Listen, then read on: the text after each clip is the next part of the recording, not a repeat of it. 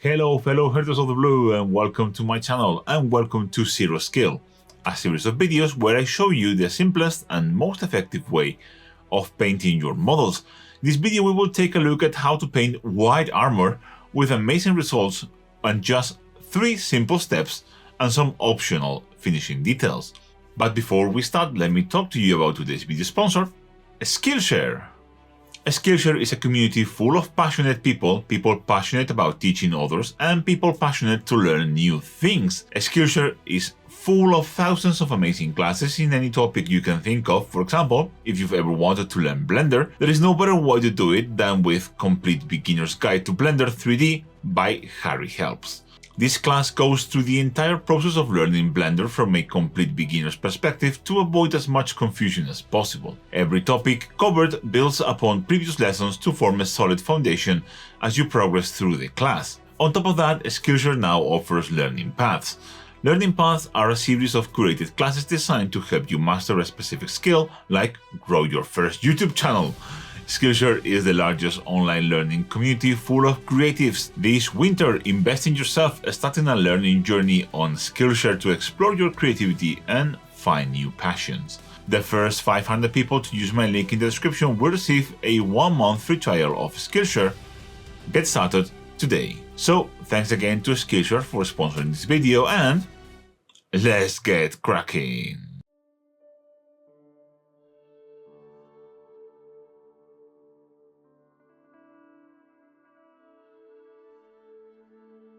As you can see, we are starting from a base coat of grey sear, and there are a couple of options here. If you want to skip a step, you can just start with a base coat of white scar spray. But starting from grey, first of all, goes better as a primer, it goes smoother and causes less issues, and this series is all about making our life easier. Starting from a grey spray also allows us to give it a little bit more depth to the paint job. And third, but most importantly, it allows me to shill for a product that I love. It's the ARTIFY 5-piece dry brush set, which I have an affiliate link for in Amazon. The best and most affordable dry brushes you will ever buy. Extremely high quality hair, comes in a beautiful box with a sponge and some soap, and it's about 1/3 of the price of Artisopus.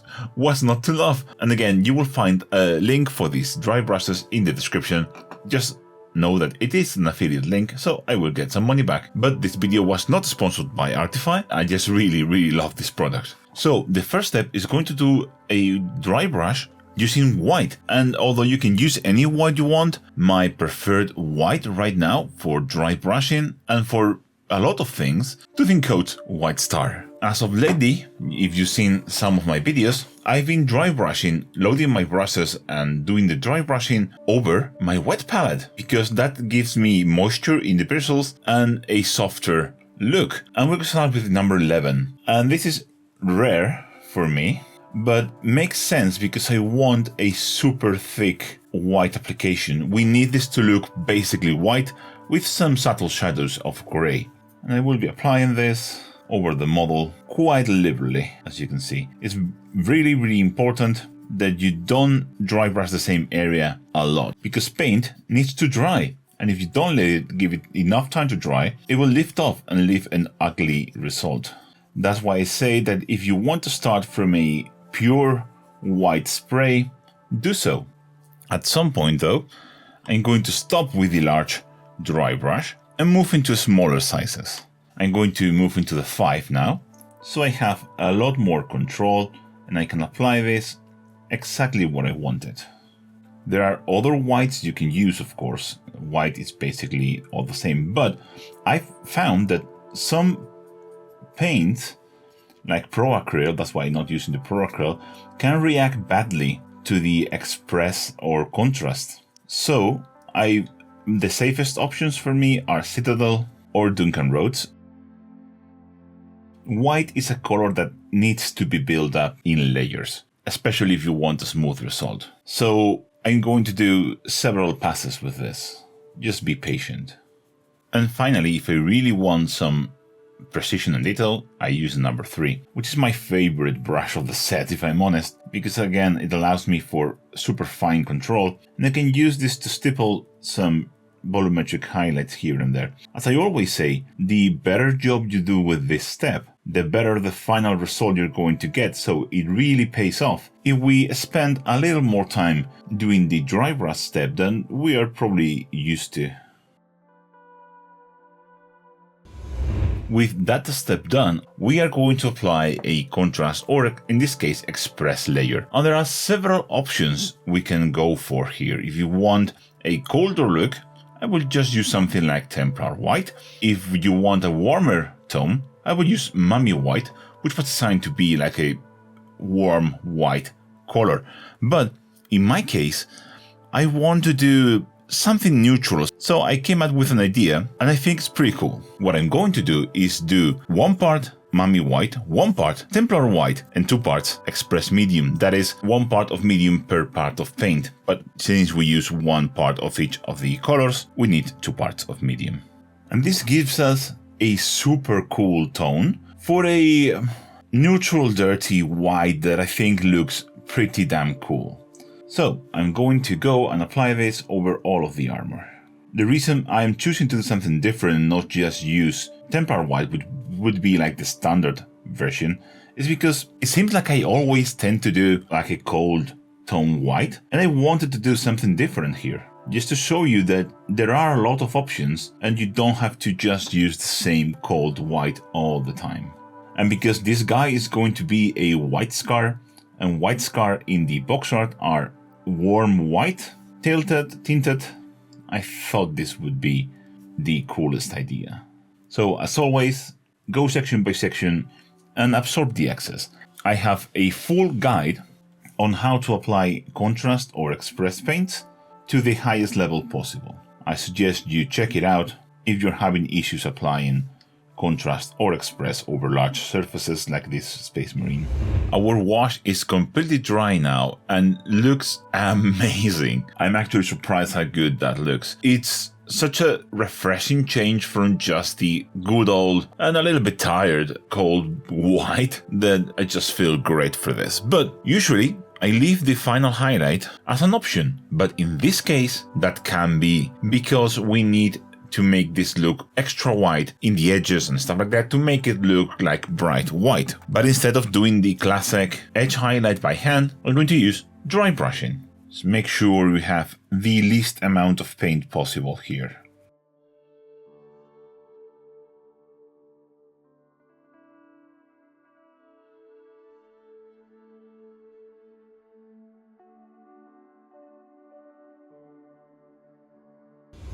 And that is a very subtle change, but one that is very much welcome, at least for me, because we now have bright white highlights in the very most exposed edges and stuff like that, making it just perfect white finish. And you can also smooth out some of the slight imperfections that can come from a, well, less refined express application. And after all is done, I would consider this a perfectly good standard for an army. But I'm going to show you how we can elevate this to the next level. We need to do one thing, which is increase the shading in the recesses. And there are several options for this build because this is zero skill, and the primary objective of this series is to make life easier and as simple as possible. After much debate, I decided on using oil washes. And we have several options for this. For example, if you went for a cold white, Payne's Grey, Uptailum has a version, but you can also find it from Winsor & Newton and all of the other art brands, is a super nice, super dark, cold black. Very useful to have. You have options in the oil brusher range. These are just thinned down oil paints. But because this was designed to be used for models, they have very interesting colors that you can't find in normal artist oil ranges, such as Starship Base Sludge, which is a beautifully green brown. You also would have some enamel pin washing like this black and dark umber. In fact, I tested this out on the base. You can see the dark umber here and the black there. It was just one drop, just one touch with a brush. This is incredible. The best pin washes for enamels I've ever seen are this, AK Pin Wash Black and Dark Umber. I really wish they did more colors. But I'm going to go with oils, and in particular this one, a Starship Filth from Oil Brusher, which is a beautiful warm brown color. And we need to thin this down into a pin wash consistency. And for that you will need a thinner, and the last time I used oils, which was in my Zero Scale Plasma, a lot of people got confused, and one of the most prevalent questions people asked is, what thinner are you using? Odorless thinners is the name of the product, is the thinner you want to look for. But you can also use some white spirit, and the way you use this, I like to use these metal pallets, like these metal containers, is I will add a little bit of this wash, of this oil, then I take a synthetic brush and I just load it with the odorless thinners until it's nice and thin. And the best thing about this is we will be able to clean this up afterwards. But now I can just go and apply this into the recesses and look at how that flows. It's absolutely incredible. If you want a better flow, I would recommend you gloss varnish this. The glossier the surface, the easier it's going to flow, but look at that, it's pretty incredible. If you've never done oil pin washes, you are missing out. And what will this do is obviously give us a much darker outline. That color is going to tone down later, so don't be afraid. It might look super dark now, but it's not going to be that dark forever. And yes, this has a larger barrier of entry than, let's just say, normal acrylics. But it just doesn't require any skill whatsoever to apply, and that's the thing with this series. With the pin wash applied, the only thing we need to do now is let it dry. Not cure, just dry. Just get it to a point where it's not shiny anymore. You can see here how in the backpack it's still shiny from the white spirits or the odorless thinners, while in some places like here it's matte. We need for the whole miniature to get matte, and then we will get into the cleaning. You can use several things to clean up your models, all the way from Q-tips, which work well but can be a little bit rough, to makeup sponges. The best solution is to use a brush, in this case the same we used to apply it, just with a little bit of white spirits in it. Very little, you can see it there. And this will completely remove any oil residue, leaving you the cleanest result. This can be a little bit more time consuming, but if you want precision and cleanliness, this is the way to go. Or you could do a rough pass with a sponge and then use this just to clean up the very highest highlight points, like that. I recommend you have handy a paper towel, so once you drip your brush in white spirits, you can just take away the excess. You need the minimum possible. Of course, if you want your model filthier, you just use the dry methods, the sponge, the cotton buds, blue shop towels. And the best thing about these oils is they dry incredibly matte. Look at how good that looks and how much more definition we have. Of course, all of the parts that are going to be another color, in this case the trim on the shoulders and stuff like that, I'm not going to bother with a cleanup because that's just waste of time. With the oil wash now completely dry, our model is looking incredible. But because I usually do a couple of extra steps, I'm just going to go back and do a final white highlight using my normal brush. This way I can pick up stuff like edges nice and clearly. You can see how just the pure white makes a big difference here.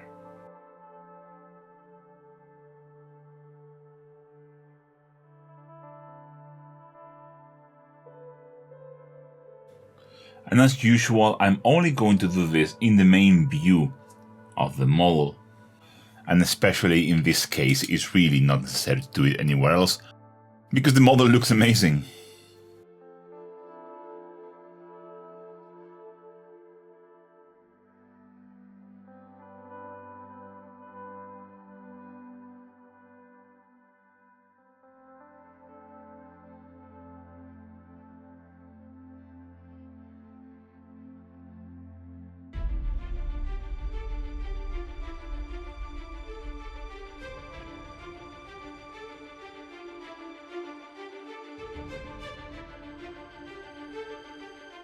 And this is the finished white Scar Marine, looking absolutely amazing. I actually think this one came out better than the heavy contrast counterpart, and probably the best Zero Skill Marine I've ever painted.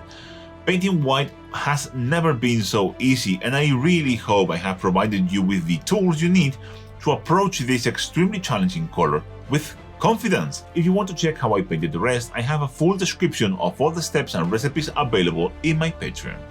Thank you for watching this video, and don't forget that if you like my videos and want to help me make them, you can follow me on social media. You have the links to all my social media in the description below and in the pinned comment of this video. Share and like this video, but most importantly, there is Patreon and channel members. Patreons and members allow me to do all the cool videos that I want to make, and most importantly, they allow me to keep releasing videos for free here on YouTube. Perks include access to an amazing Discord community full of lovely people, access to many more Patreon exclusive videos, and now private one-on-one online tutorings. Help me and join the list of the coolest persons in the planet, including Karl Langsberg, Michelle Borghi, Landy, Betty Osthoff, Jason Weber, Andrew Ham, CS Neon 2000, Shane Kirby, Harry Emus, JS, Eric Grosjean, Jerob, Nicholas Brownie, Big Beer 83, Dare Dare, Kim Bengtsson, Derek Bell, Alan Hansen, Stephen K, Arnau, John J, Emaren Stewart, Kevin Price, Anthony Panullo, Jared Hughes, Rod Hewitt, Eric McKenzie, Daniel McCormack Smelt, Max G, Dave Griffiths, Victor, Corey Tickler, Lugubrious Camhall, Lian Shoham, Soy CFL, 3Gs, Marco Parasnik, James Copeland, Rogelio Thomas, Geek Daddy, Wandering Paria, Kintam Go, TTSS Productions, Jay Huber, Nicholas Acebar, Minis by Abe, Benjeline, Emily Queen of Sloth, Nicholas Davis, Agon David, Pablo Cuesta, Benjamin Barbart, Pumpkin Hill, Chris Black, Matthias Babiuk, Andrew Michensko, Aaron Miller, Dick Stein, Stefan Zimmerman, Tom, Martin Rebrua, Sheshual, Matt Wallis, Hendrik, Chester Rose, Adam Foots, Tyler Hughes, Chris G, Allman Gaming, Spicy Joe, Mark Watson, Hamish Donald, Matthew Lang, Stavros Stavro, Mark Reguera, Romain, Asmiatura, Josh Rex, Dr. Cathaber, and Jos Alexo, Des, Josep Nicole Ancona, Mark Valencourt, Felix Franke, Aaron Bernstein, Daniel Ramin, Bowsy, Terry Denham, Planche, Beyond, Howard Holby, Stephanie All, Stephen Rockford, Roy Nilsson, Oscar Janton Thomberg, Nick Nguyen, Dan Makok, Stalios Bartos Barensky, Kevin Mian, Darcy Farah, Natius Maximus, Javi Mota, Adam Thaxton, Heather Amsen, Mark Atkinson, Matt Jarvis, Fergal, Josh Simpson, Christoph Moret, Diego Perez, G-Force, Dr. V, AB, Berard Lindemann, Kina Multher, Andy Dyer, and Kevin Sula. So that's for me. I'll catch you in the next one. Bye!